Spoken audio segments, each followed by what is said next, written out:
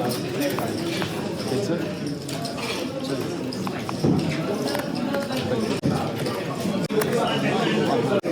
so you're basically all in. You're basically all in. Oh, this is so tough. You either got aces or kings.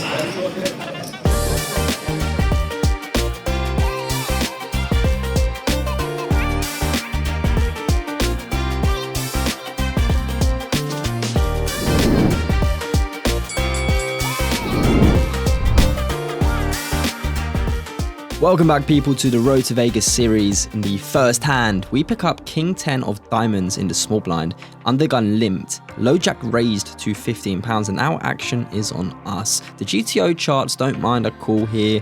However, I do think with the limper involved, it's more reason to squeeze.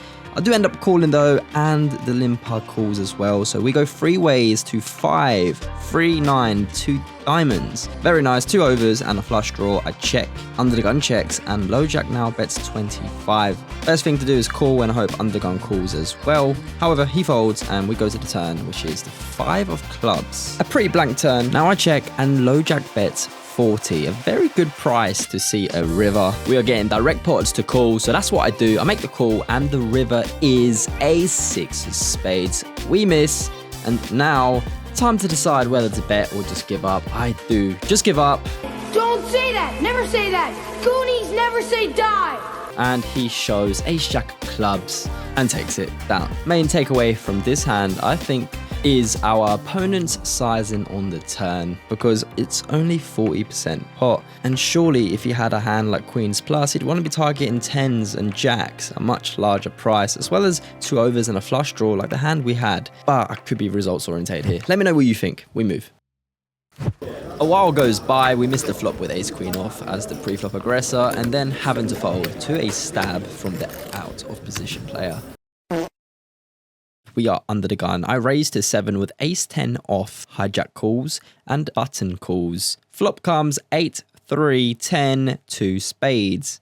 Top pair, top kicker, out of position though, multi-way. I decide to check, hijack checks, button, recreational player, bets 10. I think now is a good time to put in a raise. He shouldn't have jacks plus here. Could be on a flush draw, could be on a straight draw, could have a worse 10x combo. So I think this is a good time to raise. I raise to 35, hijack folds, and he makes the call. Turn is the 9 of hearts. I check again, not so sure our hand is worth 3 streets of value, and he checks it back. So now really hoping for a blank. We get just that. It's the 3 of diamonds, water card, and so I bet 30. I feel like I could even go larger here, and he thinks for a bit before making the call. We quickly show, confident that we're good. He shows queen 10 off, and I think we played this one well. To claim it, a strike to claim it, and he got it! Scott did it! Yes! That is why I did it! At number 5! Are you kidding me? That's right! Who do you think you are? I am! Up next, King Jack of spades. We in the low jack are raised to 7, cut off calls, and now the small blind makes a strange free bet to £16.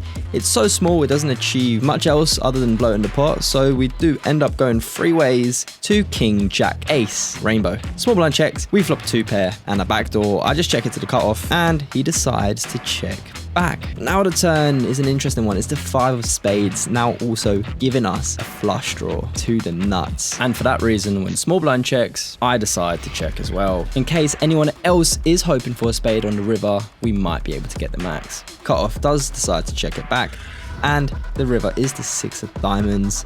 Not the spade flush over flush scenario we're hoping for, but interestingly, now small blind decides to lead out for an overbet of 55 into 50. I can't do anything but call. Cutoff folds. He shows king 7 off, and we are good. As the session progresses, we start running a bit bad and dead, missing boards, and that's just part of poker. And then arrive at the next hand with Jack 10 of diamonds. We are on the button, the cutoff limped, and I raise it to £10. Cutoff calls, we go heads up to 9, 6, ace, 2 hearts. Cutoff checks to us, in position, backdoor straight, backdoor flush. On a board that hits our range pretty well. I c-bet third pot and he calls. Turn is the king of clubs. He checks. It's a good card for our range, so I simply c-bet 75% pot, targeting all those lower pocket pairs in his range that have been demoted to third pair, and we get it through.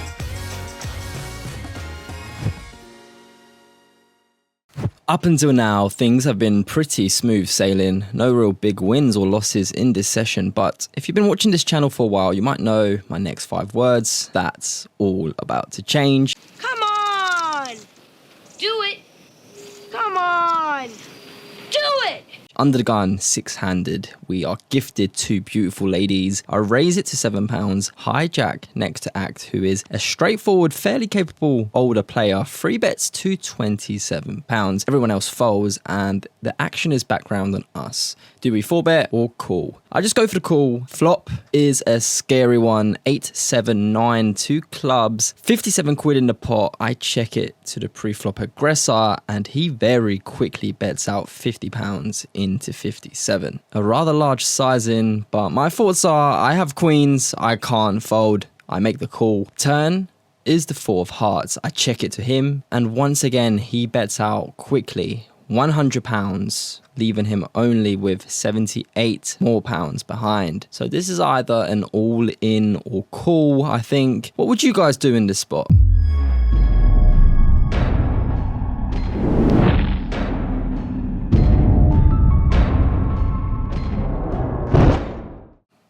I end up tanking before pushing the rest of my chips into the middle, and he quickly calls. We run it once and the river is the 6 of hearts. He shows kings and we lose a big one. Now, moving on to the main takeaway from this hand is the fact our opponent insta-potted the flop. After speaking to poker players far better than myself, I found out this was a very powerful live read to have in this particular spot. So let's break it down. Firstly, he will have an extra tight 3-bet range pre-flop, 3-betting my under the gun raise, then decides to insta-pot a board that hits my range much better than his, so him fast betting flop really looks like aces or kings. You either got aces or kings. Possibly a flush draw or tens, but those hands seem less likely. So with all this being said, we can find an exploit fold on the flop after he insta-pots, which to me is pretty incredible, as I know most players will not be making this fold at these stakes. So I hope this is some valuable information that you can use to your advantage. We move. After that L, we eventually make a table change and add on 200 quid to our stack, so we are back up to around £300. In the very first hand, sitting down at the new table, we get welcome dealt the pretty suited connector that is 9-8 of hearts. I open it out of the hijack, get 3-bet by the cutoff, and decide to let it go. But then, in the very second hand, we receive the big slicks. First to act, I raise it to 7 as standard, hijack calls, cutoff calls, and now the button, who I have no information on, makes a rather small 3-bet to 30 quid. It's not really a squeeze, it's just bloating the pot up, and when it folds back to me, I think I have to 4-bet. We have a £285 stack, and I choose a sizing of £120. As expected, folds back round to the button, who then puts us all in. Now, I have to confess something I didn't know. A very important rule in poker, which is that when you put more than 1/3 of your stack in the middle and get jammed on, you only need 33% equity to make a profitable call, or at least break even. And in this case, there was also dead money in the pot, making it even more profitable to call, especially with a hand as strong as the big slicks. So basically, this should have been a very easy black and white call. However, I make the absolute blunder of folding this, thinking my opponent only has kings and aces, when in fact, if he had a smidge of anything else in his range, this would have been a profitable call, or at least break even The story ain't quite done yet though, as our opponent was kind enough to show us that he had ace 10 of hearts and was in terrible shape had we called. Anyway, I hope we can all take something away from this hand and avoid making such a costly but easily preventable mistake. We move. Guys, nothing to do but keep going. I believe that progress is being made, and if you want to get good at anything, you can't give up. You have to keep going. Goonies never say die! 24 hours later.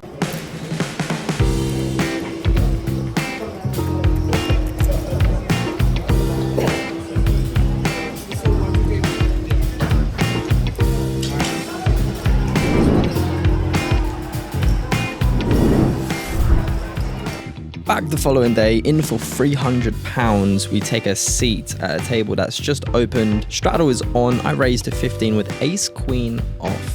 Only the straddler calls, and the flop comes queen 7 4 rainbow. Under the gun checks to me, and on this board with this hand it should just be a range bet. Unfortunately though, I'm up to my old antics of slow playing. I don't know what's wrong with me. I need to remove it from my game somehow. The turn is the 4 of spades. Under the gun checks again, and now I bet 20 into 30. He makes the call, and the 8 of diamonds on the river means 6-5 is now a straight. Surprisingly though, he now leads out for £65. Now our opponent, he is a regular. I see him there quite often, so he is a capable player, capable of bluffing. I think this one over for quite a bit. I slow played, which now puts me in a very tough spot, and it's another reason why you don't slow play, because it makes it harder to read what your opponent could have. Anyway, I'm close to calling, I'm close to folding. Eventually, I decide to flick it in. He shows 6-5 of diamonds for a rivered straight. It's always easier to say in hindsight. However, in my experience, I don't see many players taking this line as a bluff, and I don't think he's been anything worse for value. So our hand is probably a bluff catcher and should just be a fold, unfortunately. Slow playing has cost me money once again. So main takeaway from this hand, as has been for many hands in the past, do not slow play at these stakes.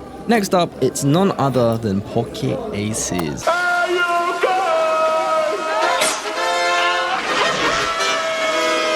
Let's go. Under the gun has raised to 6, low jack has called, and we are in the cutoff in a perfect position to put in a squeeze. So I raise it to 30, and only the initial raiser makes the call. Flop comes 7 5 9 2 hearts. This board is quite wet, and it hits his range better than it does mine. And interestingly now, he decides to lead out for £35 into 69. I think we could potentially raise here, but I decide to just go for the call, and the turn is the king of hearts, giving us a one-liner to the nut flush, and he decides to bet out again. 42 into 140 this time, a very small bet. Again, I feel like I could raise this and get value from his one pair draw type combos, especially combos with a heart, to potentially flush over flush him. River is indeed another heart. It's the board pair in 7, and he now slows down and checks. I think when he checks, I can't put all my chips in as it will look too strong, so instead I bet 100 into 223, and he thinks it for quite a while before making the fold. Not too sure how I played this one, let me know. In the next hand, we pick up the big slicks. In the hijack, I raise to 7. A beginner on the button raises all in for a mighty £17. Small blind cold calls £17, and I could free bet here. However, I decide to just call and go in position, heads up versus the recreational player in the small blind. Flop comes 3 3 9 2 spades. £53 in the pot, and small blind decides to lead out for £15. Small donk bet here. I think I could raise this. However, I just call, and the turn is the 6 of diamonds, and now small blind decides to check, which to me looks very capped. So I decide to bluff and bet 30 with hopefully the intent to also bluff the river. However, that was enough pressure to make small blind fold, and the river is the 6 of clubs. Beginner mucks his hand, and we take this one down, chipping up a little bit, putting us in the green before ending the session. Not terrible session. Ace queen hand. I think exploitatively I can fold the river. Just the pot bet is very under bluff on the river. For that reason, I think I could find a fold in the future. Just very tough in the moment when I knew I slow played the flop. Fancy play syndrome again got me in a bit of a pickle. Got removed that from my game. It's literally a disease that is slowly, I hope, getting cured. Anyway, guys, it is 1:30. Gonna have an early one tonight. Feel like we are progressing. Long way to go though. Appreciate your support.